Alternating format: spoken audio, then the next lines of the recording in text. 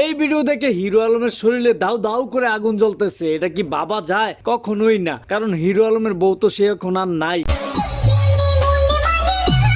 এদিক দিয়া মন মানে না, আর ওই দিক দিয়া তোমারে ভালোবাসিবো আমি।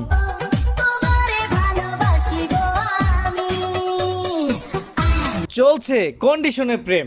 কে জিতছে, ম্যাক্স ও বিরিয়াস নাকি হিরো আলম? অবশ্যই কমেন্টে জানাবেন। তবে আমার মনে হয় হিরো আলম জিতছে, কারণ রিয়ামণি একটু ছোট্টা টাইপের। এই ভিডিওটা না দেখলে আপনারা বিশ্বাস করতে পারবেন না, তাই ধৈর্য সহকারে ভিডিওটা একটু দেখে আসেন। এই দেখেন রিয়ামণির চরিত্র।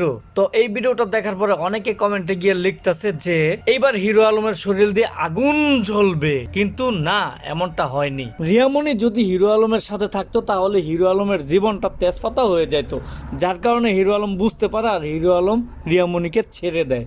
কি রে রিয়ামণি, তুই না খালি বলছিস হিরো আলমের চরিত্র খারাপ? আমি মাথা থেকে ওড়না পর্যন্ত সরাইতাম না, ম্যাক্সোবিরিয়াস নিজেও বলছে।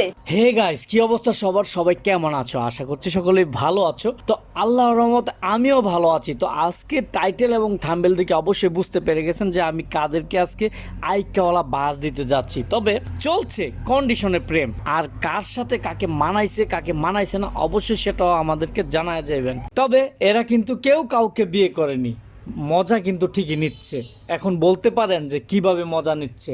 এই যে ডলাডলির ভিডিওগুলো বানাইতেছে, এগুলা কি হইতেছে আপনি বুঝতেছেন? এই যে একটা ভিডিও ফুটেজ দেখেন, এটা হইছে মাত্র একটা নমুনা। কোলবো আয়া শুট নিতেছে, বুঝছেন?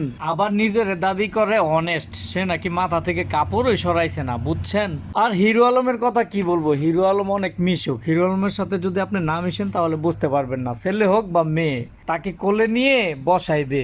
এই যে দেখেন তার একটা প্রমাণ, এখানে কিন্তু আমি আছি।